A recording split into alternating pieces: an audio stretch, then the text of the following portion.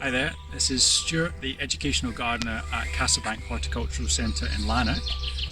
Today I'm just going to be talking a little bit about ideas for gardens and garden designs, thinking a little bit about if you're starting out, you need to think about what you want from the garden. So there's lots of different plants to choose from. There's literally thousands of different species and varieties that are in cultivation, available in garden centres, at nurseries that you can choose from. But if you've got a plain garden, let's say it's just grass, start to think about what you want from that space. Do you want somewhere to relax? Do you want somewhere a bit sheltered? Maybe you want to grow some food. How much work do you want to put in? If you just plant it up with small trees and shrubs, then there's almost no work involved.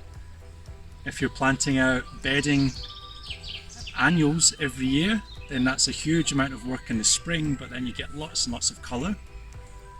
Or the kind of in between maybe is to use what we call herbaceous perennials. So these are a few different herbaceous perennials. Got a nice big lupin here. This is fennel, which is brilliant. It's nice and tall. These are plants which are hardy, they can take frost, and they will grow up in the spring from ground level. They will flower at different times of the summer and into the autumn, and then when they get the frosts in October, they're going to die right back down to the ground. But next year they'll come back, and they'll come back the year after that. So herbaceous perennials are really great. This is a herbaceous, call this a herbaceous border. If you swing round, you can see we've got quite a big variety. There's different colours, there's a huge range of shapes and sizes. And it's really just about experimenting. I love going to nurseries and garden centres, seeing different plants that I've not found before, and thinking about how can they fit in to the not just the colour scheme, but also the shapes and the textures of all the leaves. If you've got a small or a medium-sized garden, think about maybe you can put things that you could eat in there. That brings a whole different level of interest and purpose for the garden as well. This is an apple tree. You can get apple trees that have lots of different types of fruit, sweet apples, tart apples, cooking apples. But you can also get trees which will grow to all different sizes.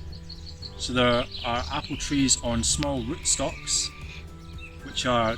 they've been bred and made specifically for small gardens. So don't be concerned that, oh, my garden's not big enough, I can't have trees. You can have trees. And then think about other fruits as well, things like raspberries, blackcurrants, gooseberries, strawberries. These are all things that they don't need much space. Some of them can grow in a little bit of shade as well. They're not that picky. And it gives that whole extra dimension to the garden when you can go out and taste something that's grown by yourself.